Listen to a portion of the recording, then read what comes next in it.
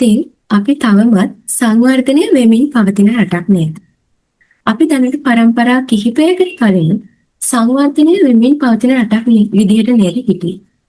ඉතින් ඇත්තටම ඇයි අපිට සංවර්ධිත රටක් වෙන්නට බැරි? ඒ සඳහා මට කරන්න පුළුවන් පුංචිම හරි දෙයක් තියෙනවා. ඒ කියන්නේ අපේ ශ්‍රී ලංකාව සංවර්ධිත රටක් වෙන්න මට කරන්න පුළුවන් පුංචිම හරි දෙයක් තියනවාද කියලා මට දැනුම් තේරුම් තියෙන වයසට එද්දී මම මගෙන්ම ඇහුවා. ඉතින් මෙන්න මේ ප්‍රශ්න වලට හරියට උත්තර හොයන්න ගියාම මට හම්බෙන හරි ලස්සන පොතක්. ඒ තමයි මාගේ දේශය අවදි කරන්න. ඉතින් මේ පොතේ හරි අපූර්වට කියලා තිබුණා කොහොමද පුංචි පුරවැසියෙක්ට පුළුවන් අපේම පුංචි රට සංවර්ධිත රටක් කරන්න කියලා. ඉතින් මම මේ පොතම කියවුවා. නමුත් මම කැමති මේ ප්‍රශ්න මේ පොත ලියපු කතුවරයාගෙන්ම අහලා දැනගන්න. ඉතින් කතුවරයා පිළිබඳ පුංචි හඳුන්වීමක් කරොත් පොත ලියලා තියෙන්නේ සේනක දඹවෙන්න මහතා. ඔහු දැනට ඕස්ට්‍රේලියාවේ පදිංචිව සිටින අතර ඔහු සිය වෘත්තීය ජීවිතය ආරම්භ කරලා තියෙන්නේ එවකට එයා ලංකා සමාගමෙන්. ඒ වගේම ඔහු ආරම්භ කරලා තියෙනවා Voice of Youth. ආරම්භ කළා තරුණ තරුණියන්ට සේවා සපයලා තියෙනවා. ඉතින් රටින් පිටවන තෙක්ම එහි වැඩසටහන අධ්‍යක්ෂකවරයා ලෙසත් කටයුතු කරලා තියෙනවා. ඒ අතර වාරයේම වැවිලි භාර්ය ආයතනයේ සමාජ සංවර්ධන විශේෂඥ ලෙසත් කටයුතු කරලා තියෙනවා. ඉතින් මේ පුංචි හැඳින්වීමක් විතරයි. වැඩි කතා බහට නොයන් අපි එහෙනම් අපේ තියෙන ප්‍රශ්න එතුමාගෙන් අහලා දැනගමු නේද? ඉතින් පිළිගන්නවා සේනක දඹවෙන්න මහතාව අපේ වැඩසටහන ඉදිරියට කරගෙන යන්නට. ඉතින් අපි කැමතියි දැනගන්න ඇත්තටම ඇයි ශ්‍රී ලංකාව තවමත් සංවර්ධනය වෙමින් පවතින රටක් වෙලා තියෙන්නේ? ඇත්තටම ඒකට හේතුව මොකක් වෙන්න පුළුවන්ද කියන්නේ? මෙහෙමයි. දැන් ඕකට විවිධ උත්තර තියෙන්න පුළුවන්. මම හිතන්නේ බොහෝ දෙනෙක් කියනවා මේක දේශපාලනමය කාරණා නිසා මේ තත්ත්වයටපත් වෙලා තියෙනවා. අපි අපිට අහලා තියෙනවා 76 අවුරුදු ශාපයක් ගැන කතා වෙන්නේ. ඒ අතර අපිට අහන්න ලැබෙනවා මේ ආනයන අපනයන පිළිබඳ ප්‍රශ්න ගැන. එතකොට නිෂ්පාදනයක් මේ රටේ සිද්ධ වෙන්නේ නැහැ කියන එක ගැන. එතකොට මේ සියලු කාරණා මම දකින්නේ ඵලයන් මිස හේතුවක් විදිහට නෙවෙයි. මොකද අපිට මේක ගැඹුරෙන් හොයනකොට මේකට හේතුව අපි හොයාගෙන යන්න ඕනේ. එහෙම නැතුව මේකට විසඳුම් අපිට ඉදිරිපත් කරන එක ප්‍රායෝගික වෙන්නේ නැහැ. ඒ අනුව මේ පොතේ අපි සාකච්ඡා කරනවා ඇයි මේ රට මේ තත්ත්වයේ තියෙන්නේ. අපි මේ රට මේ තත්ත්වෙන් ගොඩට ගන්න බැරි වෙලා තියෙන්නේ ඇයි කියන එක. මම ඒකට කෙලින්ම උත්තරය දෙන්න. මොකද ඒක වටෙන් යන්න දෙයක් නැහැ. ඒක සරල උත්තරයක් තියෙන්නේ. මේ පොතේ ගැන මම විස්තරාත්මකව කියනවා. මම මේක කෙටියෙන් කියන්නම් මෙතනදී. මේකේ සරල උත්තරය තමයි අපි අපේ රාජකාරිය කරන්නේ නැහැ කියන එක. එච්චරයි. හරිද? අපේ රාජකාරිය අපි නොකරන නිසා තමයි මේ රට දුප්පත් වෙලා තියෙන්නේ. මොකද රාජකාරිය කියලා කියන්නේ? ඒ රාජකාරිය දේශපාලඥයන්ගේ රාජකාරියද? නැහැ. මේ රාජකාරිය ඒගොල්ලොත් ඇතුළුව හැම දෙනාගේම රාජකාරිය. හරිද? දැන් මේ රට අඳුරු අගාධයේ වැටලා තියෙනවා කියලා කියන අයගේ රාජකාරිය ගැන මෙතනදී අපිට හිතන්න වෙනවා. හරි? දැන් අපි උදාහරණයක් විදිහට මේම ගමුකෝ. අපි ඉන්නවා කියලා හිතන්න සරල උදාහරණයක්. රියදුරෙක් කියලා හිතන්නකෝ. දැන් රියදුරෙක් කිව්වහම එයාගේ රාජකාරිය මොකක්ද? හරිද? එක තැනක ඉඳලා අනිත් තැනට වාහනයක් අරගෙන යන එකමද එයාගේ රාජකාරිය. හරිද? ඒ කියන්නේ එහෙමනම් ඕන කෙනෙකුට ඒක කරන්න පුළුවන්. හරිද? නැහැ. හරිද? රාජකාරිය වෙන්නේ එයා රියදුරෙක් නම් වාහනය ඒකේ ඉන්න මගීන් නිරුපද්‍රිතව එක තැනක ඉඳලා තව තැනකට අරන් යන්න හැකියවීම තමයි එයාගේ රාජකාරිය. ඒකම නියම වේලාවට එයා අරගෙන යන්නත් ඕන. අනතුරක් නොවි අරගෙන යන්නත් ඕන. ඇතුලේ ඉන්න අයට විතරක් නෙමෙයි එළියේ ඉන්න අයට. එතකොට එහෙම කරන්න පළමුවෙන්ම දැන් ලංකාවේ මේ ඕනම ලෝකේ ඕන රටක වළංගු බලපත්‍රයක් තියෙන්න ඕන එයාට එළවන්න. එතකොට ඒක තියෙන්න ඕන. හරිද? ඒක තියෙන්න ඕන. ඊළඟට එයා මාර්ග නීති දැනගෙන ඉන්න. හරිද? ඒ පිළිබඳව එයා අප්ඩේට් වෙන්න ඕන. හරි? එතකොට එයා දැනගෙන ඉන්න ඕන මෝටර වාහනේ උපාංග වැඩ කරන විදිහ පිළිබඳ එයාට අවබෝධයක් තියෙනවා. ක්ලච් එක කොහෙද, මේ ගියර් එක කොහෙද, එතකොට නේද ඇක්සලරේටර් පෑගුවාම මොකද වෙන්නේ, හරිද? දකුණට සිග්නල් දැම්මාම ඒක වමට හරවන්න බෑ කියලා. හරි? හෝන් එක තියෙන්නේ යම් කෙනෙකුට අනතුරු අඟවන්න මිසක් ඒක ඇක්සලරේටර් වෙනුවට පාවිච්චි කරන්න නෙවෙයි කියලා. ඔය වගේ දේවල් දැනගෙන ඉන්න ඕන. එතකොට ඒවා පිළිබඳ අවබෝධය තියෙනවා. ඊළඟට එයාට මූලිකම දේ තමයි එයාට තියෙන්න ඕන දැන් එයාගේ අපි කතා කරනවා මේ ඕනෑම තනතුරකට අදාළව අපි කියනවා ඒ තනතුරට අදාළ ඒ කියන්නේ ඒකට කියන්නේ තත්වානුව බද්ධ. ඒ කියන්නේ රැකියාව කියන්නේ තත්වයක්, ඒකට අනුබද්ධ අපේක්ෂාවක් තියෙනවා. හරිද? දැන් රියදුරෙක්ගෙන් ඒ අපේක්ෂාව තියෙනවා. අපි හිතන්නකෝ බස් රථයක එළවන රියදුරු කෙනෙක් කියලා. එතකොට එයාගෙන් එයාගේ තත්වයට අදාළ අපේක්ෂාවක් තියෙනවා. කොළඹ ඉඳලා කතරගමට එයා වාහනය අරගෙන යන්න ඕන මේ වෙලාවට.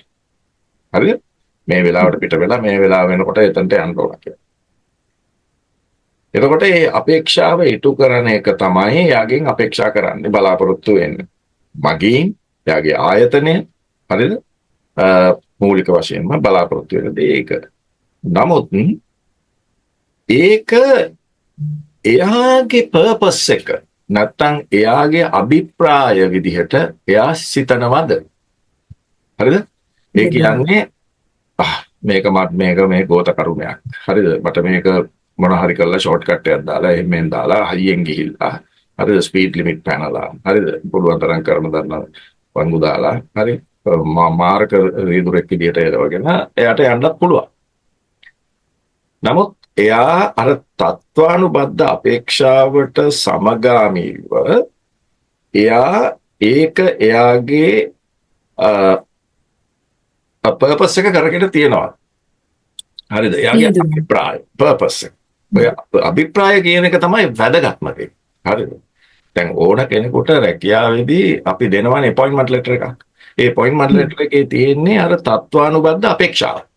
මම ඔයාගෙන් මේක එක්ස්පෙක්ට් කරනවා. නමුත් ඒක එයාගේ අභිප්‍රාය නැත්නම් පර්පස් එක බවට එයා පත් කරගත්තේ නැත්නම් එයා අපි කියනවා ඒක මිස්ෆිට් එකක්. එයා ගැලපෙන්නේ නැහැ එතනට. හරිද? දැන් අපේ ගොඩක් වෙලාවට වෙලා තියෙන ප්‍රශ්නය ඔන්න ඔය මිස්ෆිට් එක කියන එක. හරි? අපෙන් අපේක්ෂා කරන දේක් තියෙනවා. නමුත් අපි එන්නේ වෙන අපේක්ෂාවකින්. හරිද?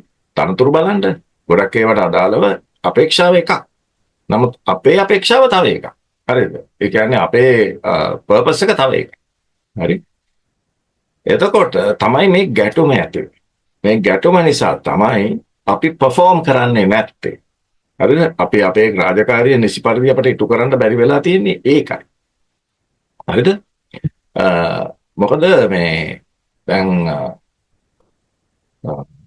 මම ගිය ඉස්කෝලේ තියෙනවා මොටෝ එකක්. ඒක නම ඩිස්කේ අවුට් ඩිස්කේ කියලා.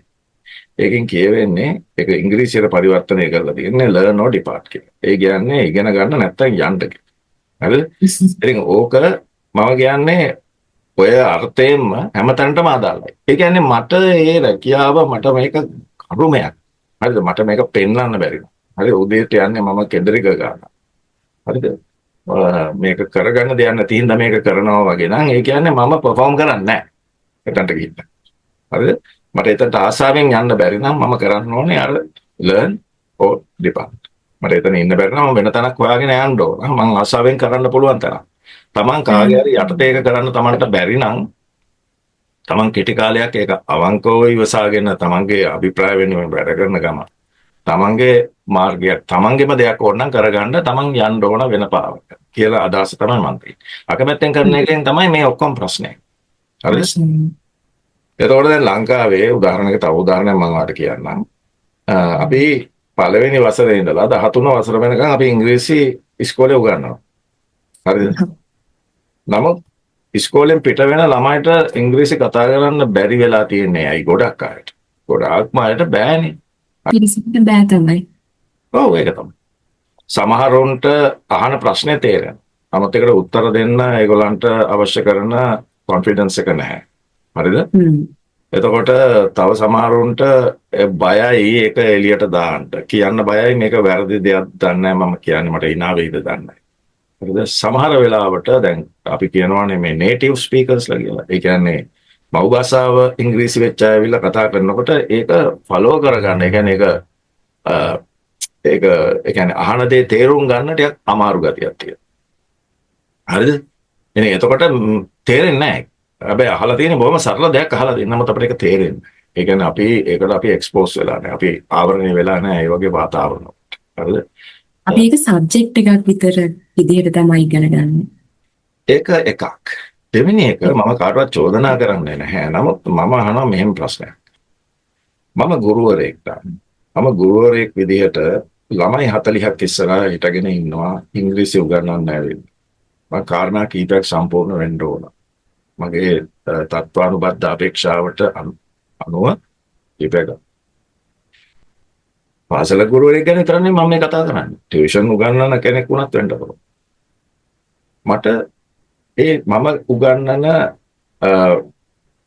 මට්ටමට මම කියන ලෙවල් එක කියලා කියන්නේ පොඩි ළමයි ඉන්නවා. හරිද? ඉහළ ළමයි ඉන්නවා, රැකියා කරන අය ඉන්නවා, එක එක විදිහට ඉන්නවා. ඒකට අදාළව මේ මට්ටමට අදාළව මට ඉංග්‍රීසි ඉගෙනීමේ දැනුමක් තියෙනවා. පළවෙනිම දේ ඒකනේ. මට දැනුම නැත්තම් මට උගන්වන්න බෑනේ. හරිද? මම විශ්වාස පිට, කොන්ෆිඩන්ට් පිට මම බොරු උගන්වනවා.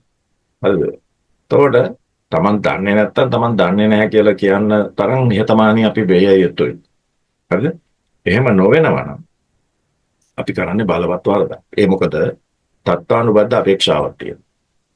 ළමයි එවලා තියෙනවා ළමයිගේ දෙමව්පියෝ අපේක්ෂා කරනවා. හවල් ගුරුවරයා මගේ ළමයිට ඉංග්‍රීසි උගන්වයි. නමුත් ඒ ගුරුවරයාට බැරි නම් භාෂාව එයා කොහොමද උගන්වන්නේ? ඒක එකක්. හරිද? දෙවෙනි එක අපි යාවත්කාලීන වෙන්නත් ඕන. යම් දේවල් අලුත් වචන එන්න පුළුවන්.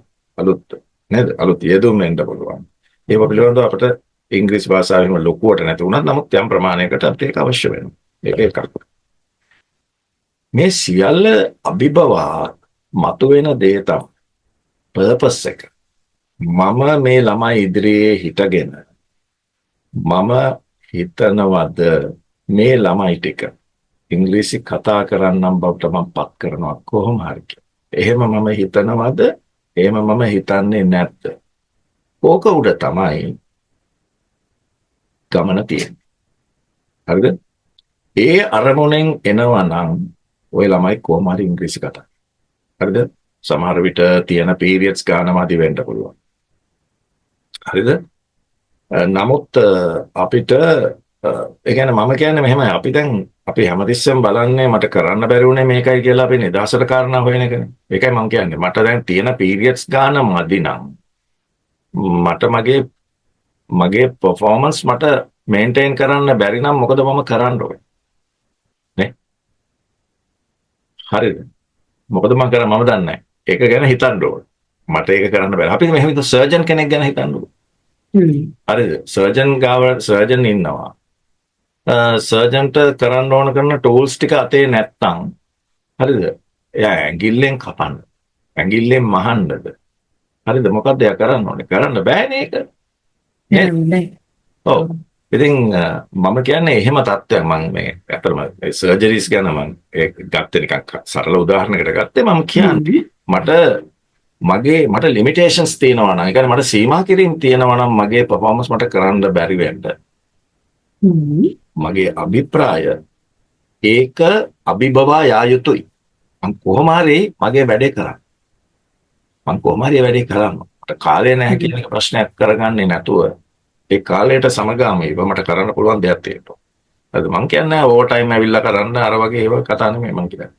අපි ඒ කාලයට අදාළව ඒක කරන්න ඕන.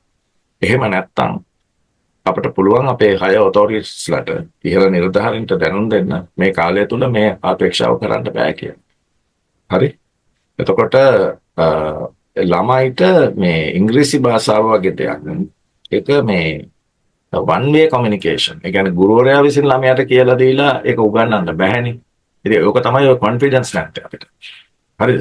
ඉංග්‍රීසි කියන්නේ සහතිකයකට ලඝු කරන්න පුළුවන් දෙයක් නෙවෙයිනේ. ඉංග්‍රීසි කියන්නේ ව්‍යවහාරික භාෂාවක්. හරිද? එතකොට දැන් අපි ඉන්ටර්විව් එකකට ගියාම අපිට සිංහල සර්ටිෆිකේට් එකක් අපෙන් ඉල්ලන්නේ නැහැ. ඇයි ඉල්ලන්නේ? ඇයි ඉංග්‍රීසි සර්ටිෆිකේට් එකක් ඉල්ලන්නේ? හරිද? මොකටද ඉංග්‍රීසි සර්ටිෆිකේට් එක අරමුණ කියලා මම කියනවා. හරිද? ඉංග්‍රීසි සර්ටිෆිකේට් එක ගොඩක් වෙලාවට ඉල්ලනවා නම් මම වැරදි වෙන්න පුළුවන්. හරිද? ඉංග්‍රීසි භාෂාව පිළිබඳ සර්ටිෆිකේට් එක. ඉංග්‍රීසි කතා කරනකොට ස්පෝකන් ඉංග්‍රීසි සර්ටිෆිකේට් එක. හරිද? එහෙම නැත්නම් ඉංග්‍රීසි ඩිප්ලෝමා එක. ඒක ඉගැන්වීමකට අදාළ දෙයක් නෙවෙයි නා. ඒක වෘත්ති වෙනත් වෘත්තියකට ඊට අදාළ නොවන ඉගැන්වීමට අදාළ නොවන වෘත්තියකට නම් අපි ඒක අහන්නේ එක්කෝ පැනල් එකේ අයට ඒ ක්‍රොස් එක්සැමින් කරන්න බෑ. ඒ කියන්නේ මේ තමා ඉදිරියේ ඉන්න කෙනාගෙන් ඉංග්‍රීසියෙන් ප්‍රශ්න අහලා ඒක එයාගේ දැනුම මැනගන්න විදියක් නැහැ. ඒ වෙනුවට බොහොම පාසු දෙය තමයි එයා මොකක් හරි කෝස් එකක් කරලා තියෙනවද කියලා සහතිකයක් ඉල්ලගෙන බලන එක. හරිද? ඒ සිංහල එකෙන් අහන්නේ නැත්තේ ඒකයි. මොකද සිංහල අහලා ඒක දැනගන්න පුළුවන්. හරිද? දැන් හිතන්නකෝ මට දැන් ද්‍රවිඩ භාෂාව බැරි නම් මම ද්‍රවිඩ භාෂාව ගැන එයාගෙන් දැනගන්නේ මේ වට මොකක් හරි ගැන සහතිකයක් තියෙනවද කියලා අහලා තමයි. හරිද? එහෙම නැත්තම් එයා ද්‍රවිඩ භාෂා කතා කරන කෙනෙක් නම් හරිද? එහෙම පසුබිමක කෙනෙක් නම් මම ඒක මම උපකල්පනය කරනවා මෙයාට ඒ භාෂාව පුළුවන්. හරිද? ඉතින් ඕකයි තියෙන ප්‍රශ්නේ. එතකොට දැන් අපි මේ ගොඩක් අය ඉංග්‍රීසි ඉගෙන ගන්නකොට ගොඩක් වෙලාවට සහතික ඉල්ලනවා ළමයි. ඒ සහතික ඉල්ලන්නේ මොකටද කියලා මට තේරෙන්නේ නැත්තේ ඔන්න ඔය කාරණාව පදනම. හරිද? ඒ කියන්නේ ඒගොල්ලන්ටත් ඕනේ සහතිකයක් අරගන්න විතරයි. මේ ඉංග්‍රීසි ඉගෙන ගන්න නෙවෙයි අවශ්‍ය වෙන්නේ. හරිද? දැන් ඔය ලොකු තනතුරු වලට යනකොට ඉංග්‍රීසි සහතික ඉල්ලනවා. හරිද? මම අහන්නේ ඒක. ඉංග්‍රීසි සහතික ඉල්ලන්නේ නැහැ ලොකු තනතුරු වලට. හරිද? මොකද ඒක ඉන්ටර්විව් එක එක්ක ඉංග්‍රීසි භාෂාවෙන් ඒගොල්ලෝ මුහුණ දෙන්නේ. ඉතින් මම කියන්නේ ඒ සහතික නුසුසුකමක් මිසක් සුසුකමක් වෙන්නේ නැහැ සැබෑ තැන්වලදී. නියම තැන්වලදී කියලා මම කියනවා. හරිද? ඉතින් ඔන්න ඔය වගේ කතන්දර ගොඩක් තියෙනවා. එතකොට මම මේ උතන්දී පැහැදිලි කරන්න හැදුවේ අපි අපේ රෝල් එක ඉෂ්ට නොකරොත් ඒ රෝල් එක ඉෂ්ට නොකරන්නේ පර්පස් එක අපි තේරුම් ගත්තේ නැති නිසා. හරිද? අපි හැම දිනකටම අරමුණක් තියෙනවා උදේ වැඩට එන්න. ඒ අරමුණ අපි තේරුම් අරගෙන නැත්තම් අපි perform කරන්නේ නැහැ. ඒකයි මගේ මතය. අපි perform කරන්නේ නැති වුණාම අපේ වැඩේ වෙන්නේ නැහැ. රිසල්ට් එකක්. ඒක තමයි මේ රට මෙහෙමම තියෙන හේතුව. ඒක දේශපාලනයටත් අදාළයි, පොලිස් නිලධාරියටත් අදාළයි. හරිද? වෛද්‍යවරයාටත් අදාළයි. ඕන කෙනෙකුට අදාළයි. ඉංජිනේරුවටත් අදාළයි. හරිද? රජයේ නිලධාරියටත් අදාළයි. ඉතින් ඕක කල්පනා කරලා බලන්න ඕක නිසා නේද අපි ඉස්සරහට යන්නේ නැත්තේ කියලා. හරිද? දේශපාලනඥය හරියට කරනවා නම් හරි නීති පනත් සම්මත වෙනවා. හරිද? එතකොට රජය මේ ආර්ථිකය පාලනය කිරීමෙන් ඉවත් වෙනවා. තමන්ගේ ඉන්න හිතවතුන්ට නෙවෙයි ඒව දෙන්නේ. ඒවා ස්වාධීනව හරිද? ඕන කෙනෙකුට තර්ක කරලා ගන්න පුළුවන් තත්ත්වයක් අපි නිර්මාණය කරනවා. බලපත්‍ර වෙනුවට හරිද? ටෙන්ඩර් කරලා ඒක දෙන නිසි ක්‍රමවේදයන් භාවිතා වෙනවා. හරිද? එතකොට රජයේ නිලධාරීන් දන්නවා දේශපාලඥයෝ අවංකයි කියලා. එතකොට ඒගොල්ලෝ දූෂිත වෙන්නේ නැහැ. ඒගොල්ලෝ හරියට තමන්ගේ රාජකාරිය කරනවා. මාධ්‍යවේදීන් නිසි ලෙස ගවේෂණය කරලා නිවැරදි තොරතුරු සමාජගත කරනවා. එතකොට රාජ්‍ය නිලධාරීන් සහ දේශපාලඥයෝ දන්නවා අපිට වරදක් කරලා ගැලවෙන්න බෑ මාධ්‍ය වලින් ඒක ආවරණය කරනවා. අධිකරණය තමන්ගේ රාජකාරිය හරියට කරනවා. හරිද? එතකොට දන්නවා ඔය හැමෝම හරිද? තමන්ට වැරදි වැඩක් කළා ගැලවෙන්න බෑ කියලා. හරිද? කොහොම සමාජයක් තියෙනවා නම් ඒ සමාජය ඉස්සරහට යනවා. ඒක කාටවත් නවත්තන්න බෑ. හරිද? දැන් ඕක තමයි හේතුව කියලා මම ওই පොතේ පැහැදිලි කරලා තියෙනවා. ඒ කියන්නේ තවමත් ලංකාව මේ පැත්තේ තියෙන හේතුව මේක. එතකොට දැන් අපිට හිතෙන්න පුළුවන් ඇත්තටම ඇයි අපි සංවර්ධිත රටක් වෙන්න ඕන? ඒ කියන්නේ දැන් අපි මේ තත්ත්වයේ ඉන්නවා. එතකොට අපි සංවර්ධිත රටක් වෙන්න ඕනේ කියනවා අපි. ඒත් ඇත්තටම ඇයි අපි එහෙම වෙන්න ඕනේ කියලා පොඩි අදහසක් දුන්නේ. මෙහෙමයි. පොතේ අපි කතා කරන්නේ සංවර්ධිත රටක් වෙනවට වඩා අපි සෞභාග්‍යමත් දේශයක් වෙන්න ඕන කියන එක. හරි. එතකොට ওই දෙකේ පොඩි වෙනසක් තියෙනවා. හරිද? ඒක ඇත්තටම සංවර්ධිත කියලා කියන්නේ දැන් අපි එතනදී කතා කරන්නේ ගොඩක් වෙලාවට මේ GDP කියන එකනේ. දල ජාතික නිෂ්පාදනය සමස්තයක් විදිහට ගත්තාන් පස්සේ ඒක තමයි අපි අංකයක් විදිහට කියන්නේ මෙන්න මේ වගේ ඩොලර් වැලියු එකක් තියෙන්න ඕන කියලා. හරිද? දල වශයෙන් අපි දැන් ඔය අපි වැඩසටහන් වලදී අපි නිකන් දල වශයෙන් කියනවා අපි ඩොලර් 30000ක වගේ ඉලක්කයකට යනවා. 3000ක 3000 ගානක ඉලක්ක මේ තැනකදී දැන් අපි ඉන්නේ. ඉතින් උපරිම 4000ක් කියලා කියමුකෝ. එතකොට එතන ඉඳලා ලොකු පිම්මකට අපිට යන්න වෙනවා. හරිද? අපි මධ්‍ය ආදායම් රටක් විදිහට දැන් තියෙන්නේ. එතකොට දැන් මෙහෙම කල්පනා කරන්නකො. අපිට ඇටමුදුළු බද්ධ කිරීමේ අවශ්‍යතාවයක් එනවා කාගේ හරි. දරුවෙක්ගේ කියලා හිතන්න. දැන් ඒක කරන්න බැහැනේ ලංකාව. ඒක කරන්න යනවා ඉන්දියාව. හරිද? එතකොට ඒක ඉන්දියාවේ යන්න දැන් අපේ ඒකට වැඩපිළිවෙලක් නැහැ. ඒකට මුදල් හොයන්න. අපි අය කරන්නේ Facebook එකේ ඒකට ආධාර එකතු කරනවා. එහෙම නැත්නම් ආධාර පත්‍ර බෙදාගෙන ලවුඩ් ස්පීකර් බැඳගෙන රටවට යනවා. හරිද? මිනිස්සු හරි අසරණයි. තියෙන දේපල විකුණලා හරි මොනවා හරි එකක්. හරිද? එතකොට ඔය එක ඊළඟට දැන් බලන්න හෘද සත්කමක් කරන්න පොරොත්තු ලේඛනයක් තියෙනවා. හරිද? ඕක සමහර වෙලාවට අවුරුදු 3ක් දක්වා යන බව මම නිකන් අහලා තියෙනවා. මම වැරදි වෙන්න පුළුවන්. නමුත් මට එහෙම ආරංචියකුත් තියෙනවා. සමහර වෙලාවට කතා කරනකොට ඒ ලෙඩා මිය ගිහිල්ලා කියලා මට මම අහලා තියෙනවා. හරිද? මොනතරම් අවාසනාවන්ත තත්ත්වයක්. හරිද? එතකොට එහෙම තත්ත්වයක් ඇති වෙලා. ඊළඟට බලන්න ඉඩම් නඩු කතා කරනකොට ඒක ඇත්තටම ඒ කියන්නේ ජීවිතයත් එක්ක ඒක සම්බන්ධයි. ඒ කියන්නේ මරණකම්ම ඔය නඩුව යන. හරිද? එතකොට අපේ ඕනම නඩුවක් මොකක් කාලේ ඇදෙනවා. හරිද? ඉතින් ඒවට ඒකට ක්‍රමයක්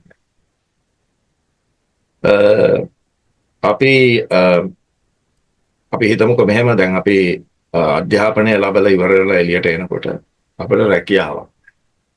හරිද? රැකියාවන් ඉල්ලලා උද්ඝෝෂණය කරනවා. හරිද?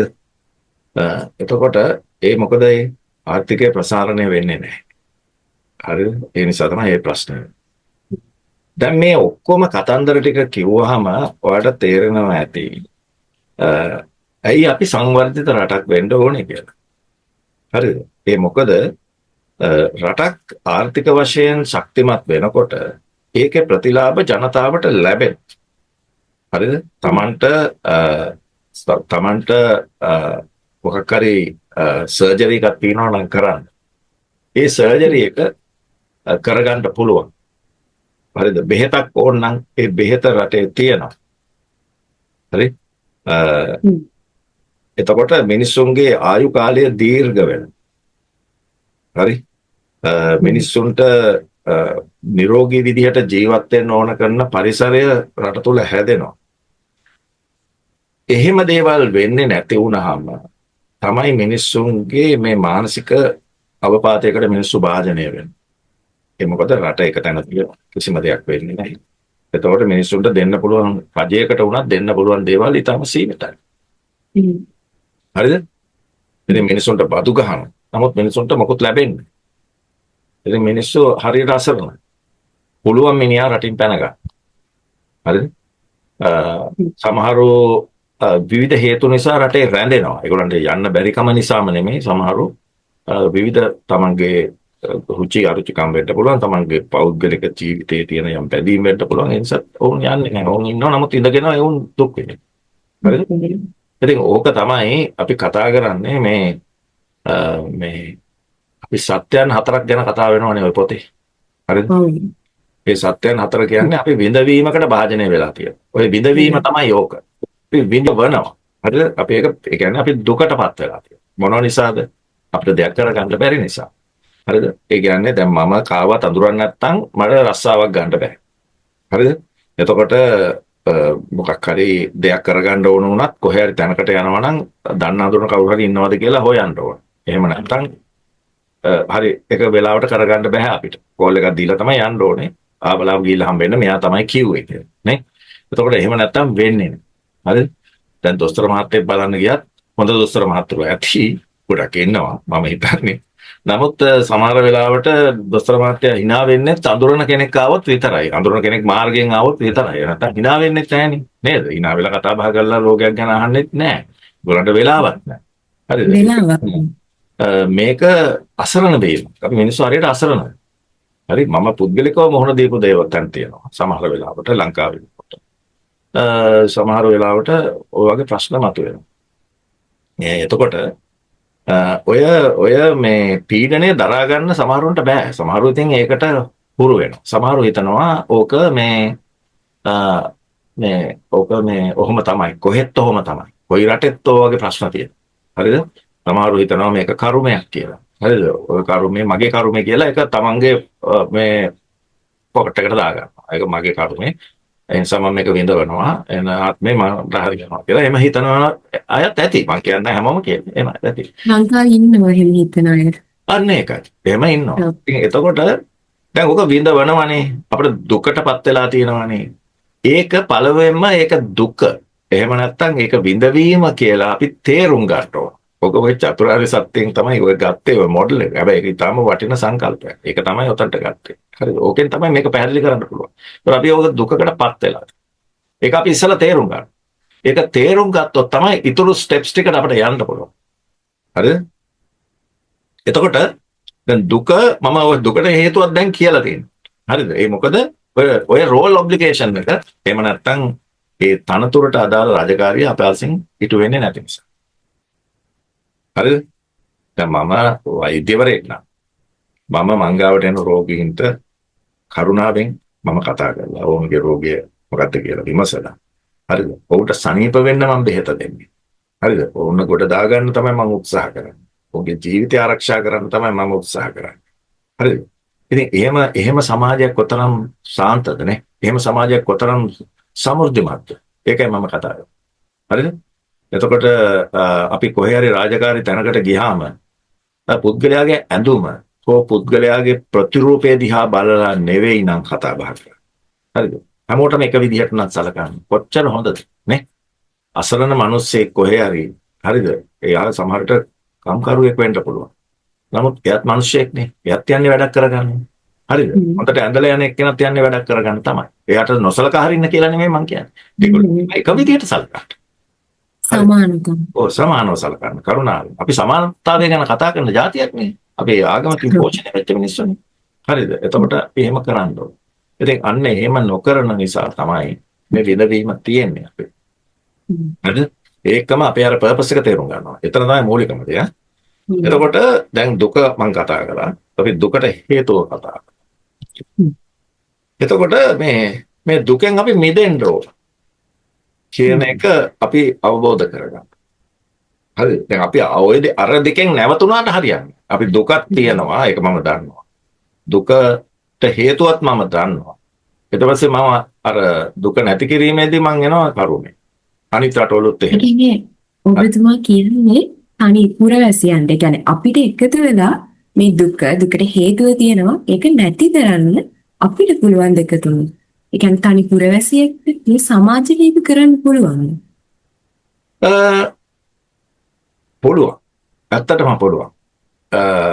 එතනට උත්තරය දෙනකොට මට මෙහෙමයි කියන්න වෙන්නේ.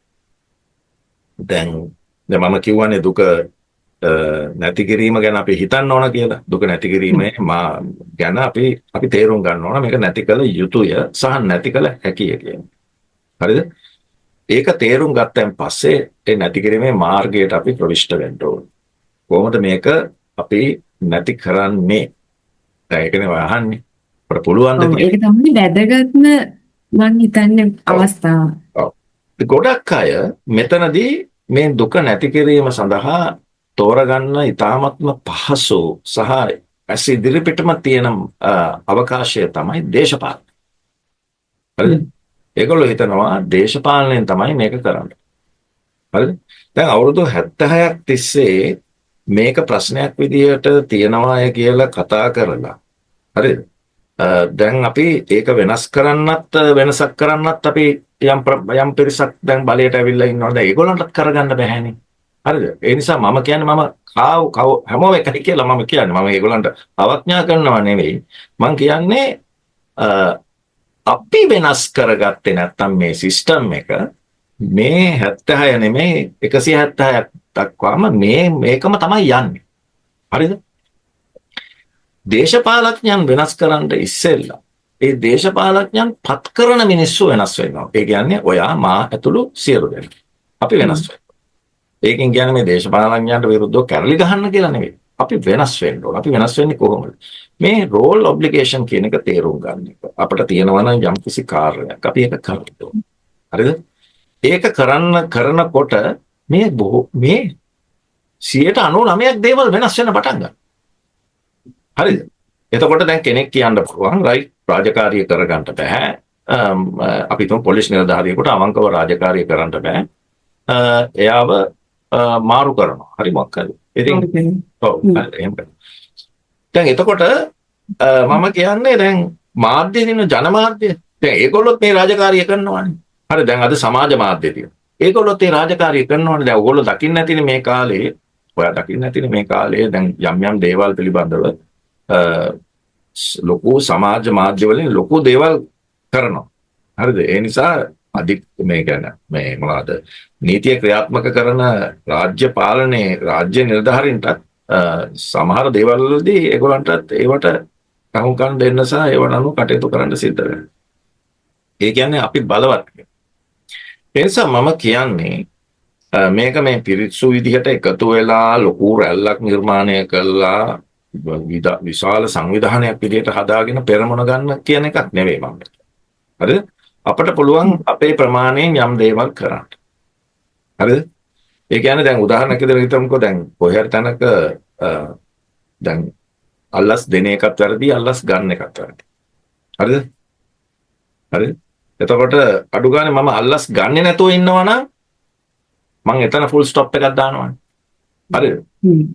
පුංචි වෙනසකින් පුළුවන් අපිට වෙනසක් කරන්න. වෙනසක් කරන්න පුළුවන්.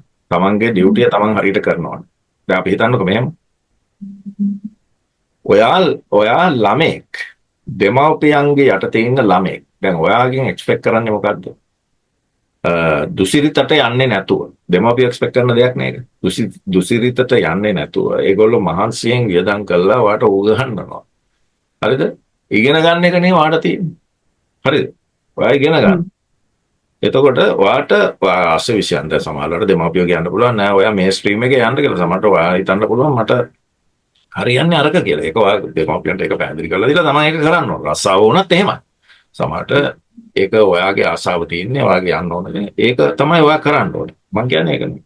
ඔයා වැරදි මාර්ගයේ යන්නේ නැත්නම් ඔයා මත්ද්‍රව්‍ය වලට ආරවට මේකට ඒ වගේ ගිහිල්ලා ජීවිතේ විනාශ කරගන්න නැත්නම් දෙමාපියන්ගේ එක බලාපොරොත්තුවක් ඉෂ්ට වෙලා තියෙනවා. අනිත් එක ඔයාට රිසල්ට් එක ඔයා පස්සේ පෙන්නන්න ඕනේ. ඔයා ගිහිල්ලා ඔයාගේ මාවතේ ගිහිල්ලා ඔයා අධ්‍යාපනය කරගෙන හරි රැකියාව කරගෙන හරි ඒක ඔයා පෙන්නන්න ඕනේ. හරිද? ඒ හැම කෙනාටම ඔබ්ලිගේෂන් එකක් තියෙනවා. හරි? විවාහක ජෝඩුවටත් තියෙනවා ඒ වගේ. හරිද? ඒ කියන්නේ මැරිඩ් ලයිෆ් එකේ පර්පස් එකක් තියෙනවා. ඒක ඉෂ්ට කරගන්න ඕනේ. ඒ හැම තැනටම ඔය පර්පස් කියන එක දැම්මෙන් පස්සේ වැඩේ ලේසි. මම කියන්නේ ඒක තමයි අපි කරන්න ඕනේ. අපි දැන් ඔය හවුවනේ පුද්ගලෙක් විදියට මොනවද කරන්න ඕනේ කියලා. ඔයාට තියෙන පර්පස් එක ඔයා තේරුම් ගන්න. හරි. දැන් ඔයා මේක ඉන්ටර්විව් එක ඔයා මෙහෙවනවා. ඔයා මේක හරියට මෙහෙවන එක තමයි ඔයාගේ පර්පස්. හරිද? හරි ප්‍රශ්න අහන එක. හරිද? ඔයාගේ ප්‍රේක්ෂකයන්ට ඔයා ගත යුතු යමක් මගෙන් ගන්න ඕනේ. මගේ යුතුයකමත් එහෙම දෙයක් දෙන්න ඕනේ. හරිද? ඔයා ගන්න ප්‍රමාණයට තමයි මම දෙන්නේ. හරි? දැන් ඔයා ඇහුවේ නැත්තම් මට සමහරවිට ඒක මගේ ඔළුවට එන්නේ නැහැ නේ ඒක කියන්න. ඔයා අතුරු ප්‍රශ්නයක් ඇහුවොත් මට ඒක. ඒතකොට ඔයා මට කියන්න නොදී බාධා කරනවා නම් හරිද? එතකොට ඔයාගේ රාජකාරිය වෙන්නේ නැහැනේ. හරිද? ඔයාගේ පර්පස් එක වෙන්නේ නැහැ වගේ. අන්න ඒ වගේ ඔයා මේකට මුහුණ දෙනකොටත් ඔයා පර්පස් එකක් හදාගෙන තමයි ඔයා ඉදිරිපත් වෙන්නේ. කියන්නේ මම පර්පස් එක මේ සියලු දේවල් වෙනස් කරන්න පුළුවන්. අරමුණ, අභිප්‍රාය. ඒක තමයි වැදගත් වෙන්නේ. හරිද? කොහේ හරි තැනකට ගියා. මම ඒක ඒ විදිහට තමයි සූදානම් වෙලා යන්නේ. මම ඉන්ටර්විව් එකකට ගියත් මගේ අභිප්‍රායක් තියෙන්න ඕනේ. හරිද? මම ඒකට අවශ්‍ය කරන පූර්ව සූදානම තියෙනවා. තව ඉතා වැදගත් දෙයක්. ඒ තමයි දැන් මට අභිප්‍රාය තිබුණට එක්සලන්ස් කියන එක මගේ නැත්තම් විශිෂ්ටත්වය කියන එක මගේ නැත්තම් හරිද? විශිෂ්ටත්වය කියන්නේ මොකක්ද දන්නවද? ඒ කියන්නේ ලෝකේ හොඳම දේ කියන එක නෙමෙයි විශිෂ්ටත්වය කියන්නේ. මගේ උපරිමයෙන් මගේ ප්‍රොඩක්ට් එකට හරි සර්විස් එකට හරි මම සාධාරණයක් ඉෂ්ට කරනවා. හරිද? ඔය ගිහිල්ලා බලන්න අනුරාධපුරේ තියෙන ගල් කැටයන්. හරිද? එතකොට ඒවයි කොතරම් දුරට හැංගීම් ගල්වල කොටලා තියෙනවා. හරිද? මම මේ දැක්කා මේ මෑතකදී සමාජ මාධ්‍යයේ කොහේ හරි තැනක මේ මොනවද ඒකට කියන්නේ අර මේ ගල් පොඩි වංගෙඩි චූටි වංගෙඩි. හරිද? ඒවා විකුණන්න දාලා. මම බැලුවා ඒකේ අර මෙහෙම වටේ ඉරක් යනවා. ඒකත් හරි කෙලින් නැහැ. හරිද? ඒක මැෂින් එකෙන් කපන්නේ. හරිද? කපලා නෙමෙයි. දැන් ඒකත් අපි ඒ ෆිනිෂ් එක හරියට අරගෙන නැහැ. හරි? දැන් ඔයා බලන්න ඔය පිත්තල පහන් ඒ දවස්වල කරපු ඒවායි නිර්මාණශීලීත්වය මේ තාක්ෂණය අපි කියන්නේ නොදියුණු කියලා කියන යුගයක කරපු දේවල්. කියන නිර්මාණ ගැන මම අද පිත්තල පහනක් ඇදුවාම ඒකේ අර තියෙන අර ඒ කැටයම් පසාරු විදියට ඒ විදියට ලස්සනට ඒ නිමාව නැහැ. මම දන්නේ නැහැ දැන් අච්චුවකින් කපලා හදනවද කියලා මට තේරෙන්නේ. නමුත් ඒ ක්වොලිටි එක නැහැ. හරිද? ඇන්ටික් වල තියෙන ක්වොලිටි එක නැහැ. එතකොට මම මේ අහන්නේ ඔය ගල් කැටයක්. හරිද? මේ කටුවේ මිටියෙන් ගහලා ඒ කාලේ කරපු දේවල්. ඒගොල්ලෝ ඒ කාලේ කොහොමද කරේ? අද විශිෂ්ටත්වය නැති ඒ කාලේ විශිෂ්ටත්වය කොහොමද ඒගොල්ලෝ ගත්තේ? හරිද? එතකොට දැන් අපිට ඒක මේන්ටේන් කරගන්න බැරි වෙලා තියෙන්නේ ඇයි? ඒ කියන්නේ අපිට අර පර්පස් එක නැති හින්දා නේද? ඒ පර්පස් එක නැති වගේම අපි ඒකට අවශ්‍ය කරන විශිෂ්ටත්වය අපි ගාව නැති නිසා. ඒ කියන්නේ අපිට දැන් ඔක ඉංග්‍රීසියෙන් භාවිත කරන රූකීස් කියලා වචන. ඒ කියන්නේ අපිට නිකන් මේ ආධුනිකයෝ වෙන්න බෑ. අපි යමක් කරනකොට අපේ විශිෂ්ටත්වයක් තියෙනවා අපි ගාව. ඒ කියන්නේ දැන් අපි හිතන්නකෝ ඔයා ගිහලා පිටරට කොහේ හරි ඉන්නකොට ආකල්පයක් ඔයාට දෙන්න පුළුවන්. හරිද? Is a Sri Lankan getting for the job. ඒ මොකද ශ්‍රී ලංකන් කෙනෙක් කියන්නේ වැඩේ හරියට කරන එකෙක් කියන හැඟීම දෙන්න පුළුවන්. හරිද? දැන් ඔය ජපානයේ කෙනෙක් ගැන තියෙන මොකද්ද හැඟීම? හරි පිරිසිදුයි, හරි ක්ලීන්. හරිද? ඒ මිනිස්සු හරි මෙතෝඩිකල්. හරිද? දැන් මොකක් හරි gift එකක් වුණත් ඔතලා දුන්නත් ඒක ඔය shops වල ඔතලා දෙනවා. හරි ලස්සනට කලාවට දෙන්නේ ඒක. හරිද? වැසිකිලි එකට යන්න හරි ක්ලීන් එකට එමසුන්ගේ ඒවා හරියට නඩත්තු කරනවා. හරිද? අපි ගියාම අපි තැනකට ගියාම හරිද? අපි හිතමු අපි හෝටල් එකකට ගිහිල්ලා කෑවත් සමහර වෙලාවට මේසෙ පුරාම හලලා බිමත් හලලා කොළ සුසුරුන්ටි කරලා බිම දාලා අපි එහෙම නෙන්නේ වැසිකිළියට ගියාම ආයේ එකෙකුට යන්න බෑ පැත්ත පළාට. හරිද? එතකොට සමහර දැන් තැන්වල තියෙනවා ඒවයේ මේ වතුර පහසු ගන්නොත් නැහැ. හරිද? වැසිකිළියක් කොහොමද පාවිච්චි කරන්නේ වතුර නැතුව? හරිද? ඉතින් ඔයගේ දේවල් තියෙනවා. දැන් අපි ඔය කියන්නේ ඔය වැසිකිළිය පාවිච්චි කිරීමේ ඉඳලා අපිට විශිෂ්ටත්වය ගැන අපිට උගන්වන්න වෙනවා. හරිද? අපි වැසිකිළියකට ගියොත් ආයේ ඊළඟ එක් මිනිස්සුන්ට යන්න පුළුවන් විදියට අපි වැසිකිළිය අපි තියලා යන්න ඕනේ. හරිද?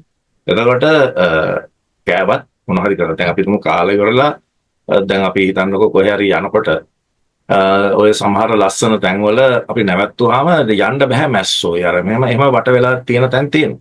ඒ මොකද මිනිස්සු කාලා ඒව විසි කරලා හිස් කෑන් තැඹිලි කොම්බ හරිද දරුවා මේවා එහෙම හලලා යනවා. ඒ කියන්නේ ඇයි එහෙම? හරිද? ඒ කියන්නේ අපිට ඒ හුරුව අපිට දීලා නැහැ. හරිද? ඉතින් ඔව් දේශපාලනය තමයි මිනිස්සු ලේසියෙන් තෝරගන්නේ මේ වෙනස කරන්න. ඒකට හේතුවකුත් තියෙනවා. ඒ මොකද දේශපාලනයට පුළුවන් බොහෝ දේවල් වෙනස් කරන්න. හැබැයි ඒක අර කන කැස් බෑව වියසිදුරින් බලනවා වගේ ඊටම දුර්වල අවස්ථාවක්. හරිද? දේශපාලනයකට ඒ කියන්නේ දේශපාලන නායකත්වයකට පුළුවන් රටක් සම්පූර්ණයෙන් අනිත් පැත්ත හරවන්න. එයාට ඉන්න දුන්නොත්. දිගට. හරිද? හරිද? එයාගේ අඩුම ගානේ යාගේ පීරියඩ් එක ඉන්න දුන්නොත්. මම එහෙම කියන්න හේතුවක් තියෙනවා. දැන් මම අත ඉන්න බොහොම අමාරුයි. එතකොට ඒක මේ නලව හැබැයි කරන්නත් බෑ. හරිද? මිනිස්සුන් ඒකට අනුගත කරවන්න ඕන. ලීකුවන් යු කර ඒ විදිහට. ඉතින් මොකද ඊට පස්සේ මිනිස්සු ඒ සිස්ටම් එකට පුරුදු වෙනවා. මිනිස්සු දැන් පුරුදු වෙලා තියෙන සිස්ටම් එකක් තියෙනවා මිනිස්සු. හරිද? ඒ කියන්නේ නෝකියා සිස්ටම්. ඉතින් ඒක ඒ නිසා හැමෝම බලන්නේ දැන් වැඩක් බාර දුන්නත් බලන්නේ ඒක අටවල කොහොම හරි දීලා ෂේප් වෙන්න. හරිද? එහෙමනේ. අපි හිතන්නකෝ වඩු වැඩක් කරන කෙනෙකුට බාර දුන්නත් ඒක ෂේප් මොන හරි කරලා දැන් ඔයා හිතන්න ඔයා ගයක් හදන්න යනකොට ගයක් මේසන් බාසුන් නැහැ කෙනෙකුට වැඩේ බාර දීලා අපි හිතමුකෝ නිකන් උදාහරණයක් කපරාරු කරා කියලා. හරිද? කපරාරු කරාම රෑට ටෝච් එක අරන් ගිහිල්ලා ගහලා බලන්න ඕන මේ කපරාරුව මේ මොනවද ඒකට කියන්නේ රැලි වගේ තියනවාද හරියට සුමටව තියනවාද කියලා බලන්න. හරිද? දැන් ඔයාට මට කපරාරු කිරීම පිළිබඳව මොකක්ද තියෙන ක්වොලිෆිකේෂන් එක මොකක්වත් නැහැ. හරිද? ඔයා මේසන් වැඩක ඉගෙනගෙන තියෙනවද? මම ඉගෙන තියෙනව නැහැ. හරිද? ඒ කියන්නේ දැන් කවුද ඔකේ විශිෂ්ටය? කවුද ඔකේ මේ ප්‍රවීණයා කවුද? මේසන් බාසුන් නැහැ. එතකොට එයාගේ වැඩ පරීක්ෂා කරන්නේ කවුද? අපි. හරිද? කියන්නේ මට විශ්වාසයක් නැහැ. හරිද? එක්ස්පර්ට් වැඩේ දුන්නාට එක්ස්පර්ට් වැඩේ කරයි කියලා. ඉතින් කොහොමද රටක් දියුණු වෙන්නේ? මේ ඔය පොඩි දෙයක් අපිට කරගන්න බැරි. හරිද? ඒ කියන්නේ අපිට කොන්ෆිඩන්ස් තියෙනවා එයාට දුන්නාම වැඩේ ආයි කරන්න දෙයක් නැහැ මට මොකුත් බලන්න දෙයක් නැහැ. එයා වැඩේ කරනවා. හරිද? මොකද මම වගේ මේ වැඩ බැරි මිනිස්සෙක් ගිහිල්ලා ඒක පරීක්ෂා කරනවා නම් හිතාගත්ත හැකිනේ ඉතින් තත්ත්වය. අපිට ඉස්සරහට යන්න බැරි ඔන්න ඔය හේතුව නිසා. හරිද? අපි විශිෂ්ටය වෙන්න ඕන. ඒ කියන්නේ කපරාරුව මට හරියට ගහන්න පුළුවන් කියන විශිෂ්ටත්වය මම ලබා ගත යුතුයි. ඒක මට බැරි නම් මම පුරුදු වෙලා හරි මම කාගෙ හරි අහගෙන හරි හරිද? පුරුදු වෙලා වැඩකට යනකොට මම ඒක හොඳට පුළුවන් තත්ත්වකින් තමයි මම යන්න ඕන. මේ වැඩේ මම හරියට කරන්න. හරිද? එතකොට මම ගල් කැටයමක් කරනවා නම් මම ඒක මට හරියට කරන්න මට පුළුවන් වෙන්න. හරිද? පොඩි දෙයක් වගේ. ඕනම නිෂ්පාදනයකදී මට තියෙන්න ඕන මම මගේ බඩුවක් කියලා මගේ පාරිභෝගිකයා ගත්තාම එයාට තියෙන්න ඕන විශ්වාසයක් බඩුව හොඳයි කියලා. හරිද? අපිට ඕනෝක ගොඩනගන්න පුළුවන්. මම හිතනවා ওই වැඩේ කරන්න පුළුවන්. බොහොම පහසුයි. ඔක තමයි මට කියන්නේ. එකට දැන් අපි කතා කරා ඇත්තටමයි තාම ලංකාව සෞභාග්‍යවත් සංවර්ධිත රටක් වෙලා නැහැ. එතකොට ඒක පුරවැසියෙක්ට කරන්න පුළුවන් කියලා. ඒ වගේම අපි කතා කරා ඇයි අපි සංවර්ධිත මට්ටමට යන්න ඕනේ මොනවද ඒකෙන් අපිට රටක් විදිහට අපිට හම්බෙන දේවල් කියලාත් අපි කතා කරා. එතකොට දැන් මට ප්‍රශ්නයක් එනවා හරි. දැන් මම කැමති අපේ ලංකාව සංවර්ධිත වෙන්න. ඒ වගේම දැන් මට ඕනේ ඒකට දායකත්වයක් දක්වන්න. දැන් මට එකපාරට මේක පටන් ගන්න කිසි අදහසක් නැහැ. ඒ කියන්නේ මම කොතනින්ද මේක පටන් ගන්න ඕනේ? දැන් උපාධිධාරියෙක් වුණත් වෙලාවකට අපිට රැකියාවක් නෑ. ඒ කියන්නේ හරි පිළිවෙලක් නෑ. එතකොට දැන් මම තනියම හිතනවා මම දැන් අයිඩියා එක දන්නවා මොකක්ද අපි ඉන්න තැන ලංකාව. එතකොට මට මේක සංවර්ධනය කරන්න මගේ දායකත්වය දෙන්න ඕනේ. එතකොට ඔබතුමාට කියන්න පුළුවන්ද එහෙම විදියක්? මොකක් හරි මේ තවුන පරපුරට මොකක් හරි විදියක් තියෙනවා නේද? උපදේශ එහෙම මෙහෙමයි. ඕක අර පොදු උපදේශක් කිව්වොත් මට කියන්න තියෙන්නේ අර තමන්ගේ අභිප්‍රායක් ගොඩනගා ගන්නවා. තමන්ගේ රෝල් එකට අදාළව. හරිද? ඒ කියන්නේ දැන් ඒ රෝල් එක කියන්නේ රස්සාවක් කියන එකම නෙමෙයි. හරිද? ඔයා ඉගෙන ගන්නවා නම් එතන අභිප්‍රායක් තියෙනවා ශිෂ්‍යෙක්. හරිද? එතකොට ඔයා දැන් ඉගෙනගෙන ඉවරයි රස්සාවක් ගිහිල්ලා නැහැ. දැන් ඔයා ජොබ් සීකර් කෙනෙක් විදියට ඔයාට අභිප්‍රායක් තියෙනවා. හරිද? මොකක්ද අභිප්‍රායය? ඔයාට තියෙන ස්කිල් සෙට් එක හරිද? හරිද? නැත්නම් ඒක අංග සම්පූර්ණ කරගන්න. හරිද? ඔයා එතකොට ඔයා එක්සලන්ස් කියන එක ගොඩනගා ගන්නවා ජොබ් සීකර් කෙනෙක් විදියට එක්සලන්ස් එක ඔයා හදාගන්න. හරිද? මේ හැම තැනටම මේක අදාළයි. හරිද? එතකොට දැන් ඔයා ඉගෙන ගන්නකොට ඔයා ඒක අදාළ කරගත්තා එක්සලන්ස් කියන එක කොහොමද ගොඩනගා ගන්න කියලා. මෙතනදී ඔයා ඔයාගේ පර්පස් එක තේරුම් ගන්නවා මගේ පර්පස් එක මේකයි. හරිද? මම මෙවැනි ක්ෂේත්‍රයක මේ වගේ තනතුරක් සඳහා මම යනවා. එතකොට ඒ සඳහා මොනවද මම කරන්න ඕනේ? එතකොට මම ඒක ගැන ගොඩාක් රිසර්ච් කරන්න ඕනේ. ඒකට ඕන කරන ස්කිල් සෙට් මොනවද තියෙන්නේ කියලා ඉතින් ওই වේකන්සිස් බලලා වට අධ්‍යයනයක් ලබා ගන්න පුළුවන්. ඊට පස්සේ ඒකට ඕන කරන තමන්ගේ තියෙන අපි SWOT ඇනලිසිස් එකක් කරනවා. අපි දන්නවා අර තමන්ට තියෙන ශක්තියින් මොනවද දුර්වලතා මොනවද? එතකොට තමන්ගේ තියෙන මොනවද? weaknesses මොනවද? තමන්ගේ දේවල්. එතකොට challenges බාහිර පරිසරයේ මොනවද ඒවට තියෙනද? අපි ඒක සරල එක. එතකොට ඒ ටික දාලා එතකොට තමන් හැමතිස්සෙම තමන්ගේ තියෙන ශක්තියින් නැත්නම් strengths වැඩි දියුණු කරගන්නවා. weaknesses අපි අඩු කරගන්නවා, මගහැරව ගන්නවා, ඒවා නැති කරගන්නවා. එතකොට මේ මොනවද opportunities අපි හොයනවා, කොහෙද තියෙන්නේ opportunities තියෙන්නේ කියලා, අවස්ථාවන් කොහෙද තියෙන්නේ කියලා අපි හොයනවා. සහ මේ ඒකට තියෙන challenges, හරිද? ඒ කියන්නේ ඒකට යන්න තියෙන challenges මොනවද කියලා අපි හොයා ගන්නවා. කියන්නේ ඒකට අරක ඉල්ලනවා, මේක ඉල්ලනවා, ඒව තමයි තියෙන challenges. එතකොට ඒ challenges අපි අපේ strengths වලින් weakness වලින් අපි ඒක කළමනාකරණය කරගන්නවා. හරිද? එතකොට දැන් ඔයා රැකියාවට යනවා. රැකියාවට යනකොට ඒ කියන්නේ දැන් ඔයා අද රැකියාවකට ඉන්ටර්විව් එකට යන්නේ, ඒක හම්බ වෙලා මම මේ රැකියාවක් ගැන ඉස්සෙල්ලා කතා කරන්නේ. ඊට පස්සේ රැකියාවට ගිහිල්ලා ඒක හම්බ වෙලා ඊට පස්සේ ඒක එතන හම්බ වුණාන් පස්සේ එතන දිගටම වැඩ කරන්න පුළුවන්ද තැනක්ද කියලා ඉස්සෙල්ලා තමන් අපි ස්ටඩි කරලා බලලා තමයි යන්න ඕනේ. නැත්තම් ගිහිල්ලා හරිද ඉක්මනට එතනින් අයින් වෙන්නද? එහෙම නැත්නම් තමන් වර්ක් එක්ස්පීරියන්ස් එක විතරක් ගන්න විතරක්ද එතනට යන්නේ කියන එක තමන් තීරණය කර ගන්නවා. ඉතින් මොකද නැත්තම් ගිහිල්ලා මෙතන මේ තියෙන අර ප්‍රශ්න මේ ප්‍රශ්න සමහර දේවල් අපිට අහුවෙන එකක් නෑ. නමුත් ඒක තීරලා තමන්ට හිතට එකගව එතන වැඩ කරන්න බැරි නම් තමන් වෙන තැනක් හොයාගෙන යන්න. දැන් ලංකාවේ අර ප්‍රසාරණය නොවීමේ ප්‍රශ්නය නිසා මිනිස්සුන්ට තියෙන පොඩි ගැටලුවක්. ඒ කියන්නේ අවස්ථාවන් අවමයි. ඒ නිසා තමයි ගොඩක් අය ඒ රැකියාවේ එල්ලිලා ඉන්නේ. එහෙම පොඩි ප්‍රශ්නයක් තියෙනවා, මම නෑ කියන්නේ. ඒකට ඇත්තටම මම ඊළඟ එක මොකද්ද? ව්‍යවසායකත්වය මේ රටේ වර්ධනය වෙන්න ඕනේ. මොකද ව්‍යවසායකත්වයේ වර්ධනය වුණොත් තමයි මේ ආර්ථිකය ප්‍රසාරණය වෙන්නේ. අපි කියන ඔය සංවර්ධිත ආර්ථිකයක් බවට ලංකාවේ ආර්ථිකය පත් කරගන්න පුළුවන් වෙන්නේ. හරිද? ඒ ව්‍යවසායකත්වය කියන එක පුළුල් මාතෘකාවක්. ඒකෙදී තාක්ෂණික පැත්ත තියෙනවා. ඒ පැත්තෙන් අපි කියනවා මේ නැවුම් සමාගම්, අපි කියනවා ඒවට ස්ටාර්ට්අප්ස් කියලා. එතකොට ඒ වගේම දැන් ලංකාවේ තියෙන භූගෝලීය පිහිටීම උඩ ලංකාව ට්‍රේඩිං නේෂන් එකක් විදියට, වෙළඳ ජාතියක් විදියට වර්ධනය කරගන්න පුළුවන් අවස්ථාවන් තියෙනවා. එතකොට ඒව කොහොමද කරන්නේ? ඒවට ඒවයි යම් බාධක තියෙනවා, මම කියන්නේ නැත්තේ නෑ කියලා. ඒ කියන්නේ මේ නීතිමය පැත්තෙන් යම් උදව් දීම් කරන්න ඕන රජයන් විසින්. අපි මේ මම එතනදී කිසිම තැනක් මේ රජයෙන් අරක දෙන්න ඕන කියන එක මත යපිලා කටයුතු කරන්න කතා කරලා නැහැ. හරිද? හැමතිස්සෙම අපිට මොනවද කරන්න පුළුවන් ඒක පැත්තකට දාලා. ඒ විදිහට දියුණු විදිහට හිතන જાතියක් අපිට නිර්මාණය කරගත්තොත්. හරිද? ඒ කියන්නේ දැන් මම කියන්නේ සමාවෙන්න ව්‍යවසායකත්වය ගැන මම තව ටිකක් කියන්න ඕන. මොකද ව්‍යවසායකත්වය කියන එක පහසු නැහැ. ලංකාව වගේ රටක ව්‍යවසායකයන් දියුණු කරන්න අවශ්‍ය කරන පහසුකම් හරි අඩුයි. හරිද?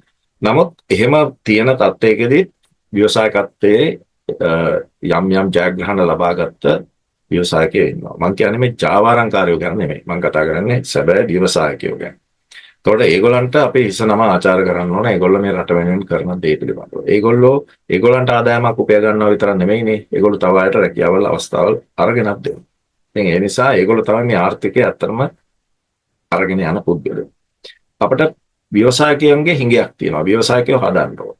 ඒ ව්‍යවසායකයෝ හැබැයි වෙළඳපොළ ගැන හොඳ අවබෝධයකින් තමයි ඒක හදන්න ඕන. නැතුව නිකන් ඒ කියන්නේ එහෙම හදන්නම් බාලේ හදලා වැඩක් නැහැ. හරිද? දැන් අපි හිතමුකෝ මෙහෙම දැන් බතික් කර්මාන්තය කියලා ගත්තොත් එහෙම ඒකේ වෙළඳපොළ යම් සීමාවකට යටත් වෙනවා. ඒතොර හැමෝම බතික් කරන්න ගත්තොත් එහෙම එතකොට කාටද විකුණන්නේ? ඒතොර එතන ලොකු ප්‍රශ්නයක් වෙනවා. සමහරව එතකොට පවතී බොහෝ පිරිසක් හැල්ලෑ. හරිද?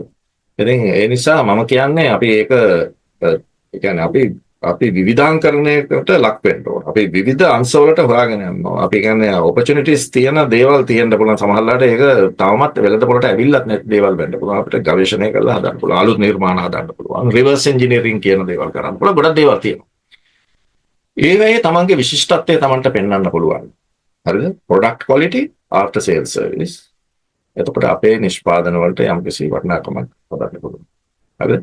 එතකොට දැන් ගොඩක් අය කියනවා ලංකාවේ වෙළඳපොළක් නැහැ. ඒ නිසා ලංකාවේ නිෂ්පාදන කරලා හරියන්නේ නැහැ කියලා. හරිද? එතකොට ඒකට විසඳුම තමයි පොඩි රටවල් ඒවා නිෂ්පාදනය කරලා සාර්ථක වෙලා තියෙනවා. ඔවුන් විදේශ වෙළඳපොළ තමයි ඉලක්ක කරන්නේ. හරිද? එතකොට මතයක් ඊළඟට ගේනවා අපේ නිෂ්පාදන පිරිවැය වැඩි, ඒ නිසා කරන්න බෑ. හරිද? ඉතින් අපි හැම පැත්තෙම ඒකට නෙගටිව්ලි කතා කරන්නේ. ඉතින් එතකොට කියනවා මේ රජයේ මැදි ආයිත් රජයේ එනවා උතන්ට. එතකොට මම කියන්නේ නෑ එහෙම නෙමෙයි. අපි ඔය රජය කියන මාතෘකාව අයින් කරලා තමයි කතා කරන්නේ. මොකද රජය කියන මාතෘකාව කතා කරපුව හැටියෙම අපි එක තැනක හිර වෙනවා. ඒ නිසා මම කියන්නේ නැහැ ඒක ඕන නැහැ කියලා. ඒක ඕනයි. ඉතින් ඒක ආවොත් බෝනස් එකක් කියලා මම කියන්නේ. අපි මේ කතා කරන්නේ ඒව නැතුව අපි කොහොමද පුද්ගලයා විදිහට අපිට යමක් කරන්න පුළුවන් කියලා. හරිද? ඉතින් ඒ නිසා මේ අපි උත්සාහ කළ යුත්තේ මේක ඒවා සම්බන්ධ කරගන්න නැතුව අපි කොහොමද කරන්න කියන එක. එතකොට නිෂ්පාදන වියදම අඩු කරගන්න ක්‍රම හොයා ගැනීමේ අභියෝගය අපිට තියෙනවා. හරිද? මතක තියාගන්න අපිට දැන් උදාහරණයක් විදිහට මෙහෙම ගන්නකො. බංග්ලාදේශයේ ෂර්ට් හදනවා. ලංකාවෙත් ෂර්ට් හදනවා. හරිද? බංග්ලාදේශයේ ශ්‍රමය ඉතාම අඩු නම් නිෂ්පාදන පිරිවැය අඩු නම් වෙන තව හේතු නිසා හරිද විදුලි බිල අඩු නම් හරි මොනවා හරි ලංකාවේ ඒ ෂර්ට් එක ඩොලර් 10 නම් බංග්ලාදේශයේ ඩොලර් 2 නම් මම ඉන්වෙස්ටර් කෙනෙක් නම් හෝ මම ව්‍යවසායකයෙක් නම් මම යන්නේ ලංකාවට නෙමෙයි මම යන්නේ බංග්ලාදේශයට. හරිද? ඒක අපිට වෙනස් කරන්න බෑ. හරිද? ඒක අපිට වෙනස් කරන්න බෑ. ඒ නිසා අපි හිතන්න ඕනේ බංග්ලාදේශයත් එක්ක තරඟ කරන ඉන්ඩස්ට්‍රීස් ගැන නෙවෙයි. අපි කල්පනා කරන්න ඕනේ නිෂ්පාදන පිරිවැය සැබවින්ම වැඩි රටවල් මොනවද? හරිද? හරි? ජර්මනිය. හරිද? යුරෝපීය රටවල්. හරිද? ඊශ්‍රායලය. ඕවේ නිෂ්පාදන පිරිවැය වැඩි. හරිද? එතකොට දැන් සමහර රටවල් තියෙනවානේ අපේ ශ්‍රමිකයන් ගෙන්නගෙන තමයි ඒගොල්ලෝ නිෂ්පාදනය කරලා දෙන්නේ. ඒ කියන්නේ ඒගොල්ලන්ට ශ්‍රමය වැඩි. ඒ ශ්‍රමය සඳහා මිල වැඩි. එතකොට අන්න ඒවත් ටාගට් කරන්න ඕන කියන මතේ මම ඉන්නේ. සමහරට කියයි ඒකේ අපිට ටෙක්නොලොජි නැහැ කියලා. හරිද? එතකොට අපි මේ ටෙක්නොලොජි එක අපේ රටට ගන්න විදිය ගැන අපි හිතා ගන්න ඕන. ඒක නොයෙක් ක්‍රම තියෙන්න පුළුවන්. හරිද? ඒක ලේසි නැති වෙන්න පුළුවන්. හරි සමහර විට අපේ අය ඉන්න පුළුවන් ওই ටෙක්නොලොජි වල ඒ රටවල. එහෙම ගන්න පුළුවන් වෙන්න. හරිද? නැත්නම් සමහර වෙලාවට අපි ස්ට්‍රැටජික් පාර්ට්නර්ෂිප් වලට අපිට යන්න පුළුවන් වෙන්නත් පුළුවන්. හරි? ඉතින් මම බිස්නස් එක්ස්පර්ට් කෙනෙක් විදිහට නෙමෙයි මෙතන කතා කරන්නේ. ඉතින් ඒවට ක්‍රම සහ විදි තියෙන්න පුළුවන්. නමුත් මම කියන්නේ මේකට අවශ්‍ය කරන මූලික න්‍යාය ගැන තමයි මම මේ කතා කරන්නේ. ඉතින් අපිට ඒවට උත්සාහ කරන්න පුළුවන්. පැහැදිලිද මම කියන්නේ? එතකොට එහෙම වුණොත් තමයි ඔය කියන ඔයා බලාපොරොත්තු වෙන ඉලක්කයට අපිට යන්න පුළුවන්. මම දන්නේ නැහැ මම ඔයාලට පිළිතුර හරියට දුන්නාද කියලා. නැත්තම් ඔයා මගෙන් පිටම ව්‍යවසායකත්වය කියන මාතෘකාව මාත් ගොඩ කාලයක් තිස්සේ බල හිටියේ. හැබැයි කිසිම හරි ගයිඩන්ස් එකක් ලංකාවේ ව්‍යවසායකත්වයට හම්බෙලා නැහැ. ඒ කියන්නේ දැන් අපි දන්නවා ලංකාව මෙහෙම තියෙන හේතු ටිකක්.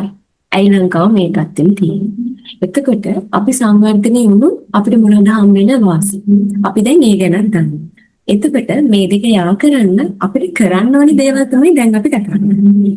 එතකොට ඔබතුමා කිව්වා වගේ ව්‍යවසායකත්වය කියන්නේ ඇත්තටම හරිම හොඳ මාතෘකාවක්. මම හිතනවා මගේ යාළුවෝ ඉන්නවා හැමෝම ව්‍යවසායකත්වය කියන තැන හරිම ආසාවෙන් ඉන්නවා පටන් ගන්න අලුත් දේවල් පටන් ගන්න. හැබැයි යාළුවට අත දෙන්න කවුරුත් නැහැ. ඒ කියන්නේ ගයිඩ් කරන්න එයාලා පුළුවන් විදිහට පටන් ගන්න. ඒකේ නවතිනවා. ඒ කියන්නේ කොහොමද අපි රෙජිස්ටර් වෙන්න කියන එක පිළිබඳව දැනුමක් නැති තරමට ඒ කියන්නේ තරුණ පරපුර. ඉතින් මම කැමතියි අපේ ඊළඟ සීරීස් එක. මේ සීරීස් වල මේ ව්‍යවසායකත්වය ගැන අපිට ටිකක් කතා කරන්න පුළුවන් නම් මම හිතනවා අපේ තරුණ පරපුර ගොඩක් මේ මාතෘකාවට කැමති වෙයි කියලා. මොකද මට ප්‍රශ්න තියෙනවා කොහොමද පටන් ගන්නෙ? එතකොට අපිට අත්දැකීම් වලින් මේවා කොහොමද සාර්ථක වෙන්නේ? අපි දේවල් අහලා තියෙනවද? මම කැමති ඒ පිළිබඳ අපිට ගොඩක් ගැඹුරින් කතා කරන්න පුළුවන්. එතකොට අපේ තරුණ පරපුරට ඒක හොඳ අවස්ථාවක් වෙයි. එයාලට අලුත් දේවල් පටන් ගන්න. ඒ වගේ දේවල්. ඊටම හොඳයි. ඒක පුළුල් මාතෘකාවක් අපි කතා කරන්න ඕන දෙයක්. ඒකට ටූල් එකක් අපි නිර්මාණය කරලා තියෙනවා. මේ මට ඒ ගැනත් හඳුන්වලා දෙන්න පුළුවන්. ඒක මේ ඒ කියන්නේ ඒක නොමිලේ ලැබෙන ටූල් එකක්. ටූල් එකක්. එහෙමද? ඔව් ටූල් එකක්. ඒ කියන්නේ ටූල් එකක් කියන්නේ ඒක software එකක්. මම ඒක ගැන වැඩි විස්තර අපි එදාට කතා කරමු. මම ඒක පැහැදිලි කරලා දෙන්නම්. ඇත්තටම මේ ඒක ඇත්තටම මේ බලවත් අවශ්‍යතාවයක්. ඒක තේරුම් අරගෙන තියෙන නිසා තමයි අපි ඒක අපි නිර්මාණය කළේ. ඒ ගැන ඉදිරියේදී අපි කතා කරමු. මම ඒ ගැන ඉදිරිපත් කිරීමක් කරන්න. මම හිතනවා මේක හරිම හොඳ ආරම්භයක් වෙයි කියලා. අපි එහෙනම් ඉස්සරහට අනිවාර්යෙන් මේ ගැන කතා කරමු. ඒක අපේ මම හිතනවා තරුණ පරපුර ගොඩාක් බලාපොරොත්තු වෙයි ඒ ගැන කියලා. අපි ඉස්සරහට අනිවාර්යෙන් කතා කරමු. කොහොමද? Thanks.